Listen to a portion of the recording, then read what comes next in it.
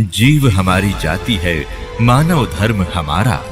हिंदू मुस्लिम सिख ईसाई धर्म नहीं कोई न्यारा।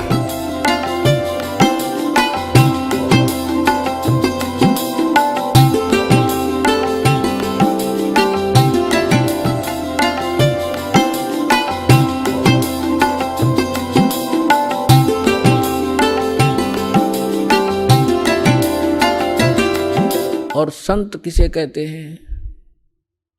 सतगुरु उसे कहते हैं। सतगुरु के लक्षण कहूं, मधुरे बैन विनोद, चार वेद सठ शास्त्र वो कहे 18 बोध।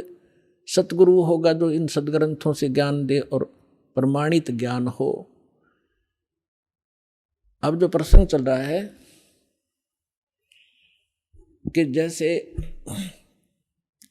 अब आप जी नियमित रहे, अब आपको कुछ दिन समस्या रहेगी, क्योंकि अभी हमारे इस ज्ञान का प्रकाश कम हुआ है। घर घर के अंदर विरोध है, गांव गांव में विरोध है, समाज के अंदर विरोध है, क्योंकि जगत और भगत के क्रियाओं में और विचारों में सदा से भिन्नता रही है। और इसीलिए कहा है कि जगत और भगत का आपस में विरोध रहा ही है और ये रहेगा भी। जब तक जगत को आप जैसा ज्ञान नहीं होगा तो वो विरोध करेंगे ही करेंगे, स्वाभाविक है। उनको अच्छा सा नहीं लगता। जैसे यहाँ पहली बार कोई व्यक्ति आता है और दूसरा आके प्रणाम करता है, वो खड़ा खड़ा देखता रहता है, ये क्या कर रहे हैं यहाँ पर। उसको अच्छा सा नहीं लगता, क्योंकि वो तो अहंकार में कोई छोटी मोटी पोस्ट हो तो उसने तो भारी बात हो जाती है, कैसे लंबा लेटूं।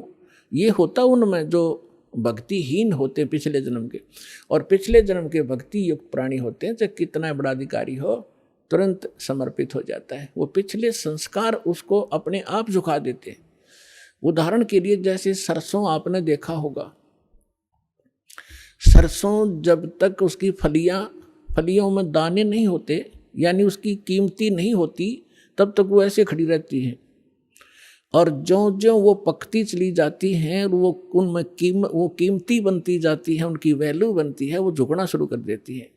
और इतनी झुक जाती है कि जमीन को छूने की चेष्टा करती है, क्योंकि ईव उनकी कीमत बन गई, वो कीमती हो गए, उनके अंदर वो शक्ति आ गई, वो कीमत बन गई। और जब तक वो यूजलेस थी, वो न्यों खड़ी थी आकड़ी ऊपर ने। तो इसी प्रकार जो पूर्व जन्म के भक्ति युक्त होते हैं, उनका स्वभाव होता झुकने का, वो खड़े रह ही नहीं सकते। उनके अंदर पिछली भक्ति इतनी जबरदस्त होती है। और जो भक्तिहीन होते हैं वो आकड़े रह आकड़े, लेकिन उनमें भी भक्ति बन जाएगी। सत्संग सुनेंगे, भगवान की अमृत वाणी सुनने मात्र से संस्कार शुरू हो जाते हैं। चाहे वो घर पर सुन रहा है मालिक दास के वचन, किसी टीवी पे, या अपने किसी इस सिम के अंदर या इस चिप के अंदर से जो सत्संग सुनते हैं, वो भी संस्कार भरने शुरू हो जाते हैं, उसमें वजन बनना शुरू हो जाता है। फिर धीरे धीरे यहाँ भी आता है, फिर सत्संग सुनता है, यहाँ जो है प्रणाम करता है, फिर उसके अंदर वो भक्ति संग्रहित होकर अपने आप झुकना उसका स्वभाव बन जाएगा। फिर उसको बुरा लगेगा जो झुका नहीं का, तो प्रणाम नहीं करेगा, तो उस पर कह नहीं जा। तो जो प्रसंग चल रहा है कि अब ये बिचली पीढ़ी चल रही है, और इसमें क्योंकि सत्संग एक सामूहिक तौर से सब विचार व्यक्त किए जाते हैं, ये एक सामूहिक लेक्चर है जिसमें प्रथम कक्षा के बच्चे भी होते हैं जो पहली बार आए हैं। कुछ ऐसे भी होते हैं जो वैसे ही सत्संग श्रवण करने के लिए भी आए हैं। कुछ ने आज ही उपदेश लिया है, कुछ 2 वर्ष के हो गए, कोई 4 बार आए हैं, कोई पुराने भक्त हैं। तो सभी के अनुकूल इस सत्संग के माध्यम से ही संदेश दिया जाता है, और उनको जिसको जहाँ कोई त्रुटि होती है, ये वचन वही काम करते हैं। जैसे आपको कोई बीमारी रोग है, इंजेक्शन कुल्ले पर लगाएंगे, वो उसी दर्द पर जाकर दर्द काम करेगा जो रोग होगा।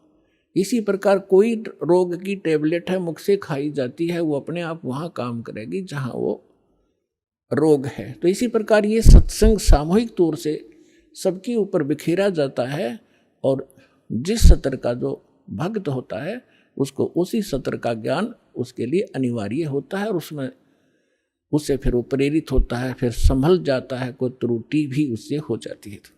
तो इसलिए इस सामूहिक तौर से सभी फाउल पॉइंट भी बताए जाते हैं कि यहाँ आप मार खाते रहे हो और ये समस्या आ जाती है। तो दास जो कह रहा था कि अभी आपको कुछ परेशानियां आएंगी और आ भी रही हैं, और फिर भी आप संघर्ष कर रहे हो समाज के साथ, क्योंकि आपको ज्ञान सही प्राप्त हो गया और आपको सुख भी मिल रहा है, और समाज अभी इस ज्ञान से अपरिचित है। तो अभी कुछ दिन और थोड़ी सी समस्या आपको रहेगी, फिर जब पूरे विश्व में यो ज्ञान फैल जाएगा, सब आपके साथी हो जाएंगे। आप जो भी वचन कहोगे, जैसे हमने रामायण और महाभारत सुनते सुनते कान पक गए, हजारों वर्षों से सब ने सुन ली, सब ने मान ली, सारी सही बिल्कुल राम कृष्ण समर्थ भगवान। अब कोई भी कितना खड़ा होकर कोई कहा करता कृष्ण जी ने न्यू कर दिया, सारे नाड़े लाया करते, हाँ जी बस ये समर्थ शक्ति है, सर्वशक्तिमान है, हाँ जी। अब कहते हैं झूठ को 100 बार सुन ले वह सच लगने लग जाती है, और हमने सुन रखी थी लाखों बार, तो वो एक रस हो गया था, कोई ऑब्जेक्शन नहीं रहा। अब ये सच्चाई भी ऐसे ही दास बार बार रह कर सुनाओगा, तो ये सच्चाई भी आपको एक दिन सबने स्वीकार करनी पड़ेगी, और सभी ऐसे ही गर्दन हिलाया करेंगे, बिल्कुल सही, यही है ज्ञान और ज्ञान ही नहीं, और यही कबीर है भगवान और भगवान ही नहीं, इस ज्ञान से ही होगा। तो इस प्रकार अभी आपको प्रॉब्लम रहेगी और संघर्ष करो, ये तो आज़ादी की सी लड़ाई समझ लेना, लेकिन हमारी लड़ाई हथियारों की नहीं, ज्ञान के शस्त्र से हमने लड़ना है। कबीर साहब का ज्ञान ऐसा है, कहते हैं और ज्ञान सब ज्ञानड़ी, कबीर ज्ञान सो ज्ञान, और जैसे घोड़ा तोब का करता चले मैदान तो कर दिया शंकराचार्य, हमने निमंत्रण उनको दे लिया, कहा जाओ जी चर्चा करो, कुछ हमारी त्रुटि हमें बताओ, आपकी हम बतावाएंगे, उसको एक समाज को एक दिशा दे दें। लेकिन कुछ भी रहा हो, चाहे वो अपने आप को गण्याडी मान रहे होंगे, अके जावा रामपाल का तो कोई अस्तित्व नहीं है, लेकिन फिर भी गरीब के पास भी आ जाना चाहिए बड़े आदमियों ने, जो आमंत्रित करता है।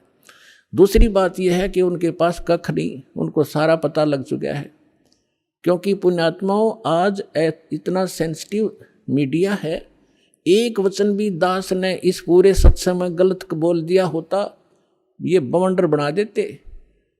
और आज मैं सीधा छाती में मार रहा हूँ इनके सच्चाई को, और कोई चसक नहीं रहा, इतना वजन है सच्चाई के अंदर। तो वो यहाँ नहीं आए, दुर्भाग्य था हमारा, बहुत इंतजार की उनकी, लेकिन परमात्मा ने दया करी, इस साधना चैनल वाले पर न्यारी रजा कर दी दाता ने। इसने अपनी टीम भेज के और सबसे उनके इंटरव्यू ले लिए, खुश होकर दे दिए, धोती सी मन्नत धो दी उनकी, यहाँ पर दिखा दिया किसे शंकराचार्य है और किसे आचार्य है।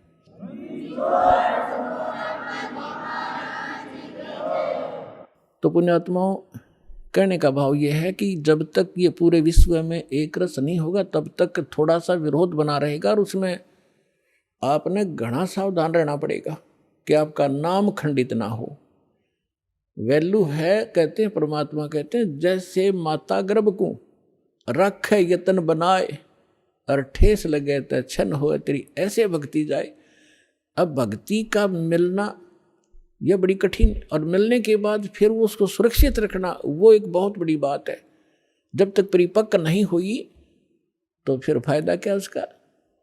तो इतना सावधानी आपने बरतनी पड़ेगी, जैसे कोई माता बच्चे को गर्भ में आते ही वो कितनी सतर्क हो जाती है, खान पीन में संयम बरतती है, पैर ऊंचा नीचा ना टिक जा कि बच्चे का झटका लग जा, रात को करवट ले भी गलती से ले लेती है तो तुरंत सतर्क होती है, और कहीं मेरे बच्चे का दाब ना लगी हो और खराब ना हो जाए मेरा गर्भ, वो कितनी चिंतित रहती है। तो आप जी ने इस भक्ति का जो लाल है, इतनी सावधानी से परिपक्व करना पड़ेगा, तब आपको सफलता होगी। आप सुन रहे थे जगत गुरु तत्वदर्शी संत रामपाल जी महाराज जी के मंगल प्रवचन। अधिक जानकारी के लिए विजिट कीजिए हमारी वेबसाइट www.jagatgururampalji.org। संत रामपाल जी महाराज जी के शुभ आशीर्वाद से पूरे विश्व भर में 500 से भी ज्यादा नाम दीक्षा केंद्र हैं, जिन पर संत रामपाल जी महाराज जी द्वारा ऑनलाइन निशुल्क नाम दीक्षा दी जा रही है। अपने नजदीकी नाम दीक्षा केंद्र का पता करने के लिए संपर्क करें 8222880541।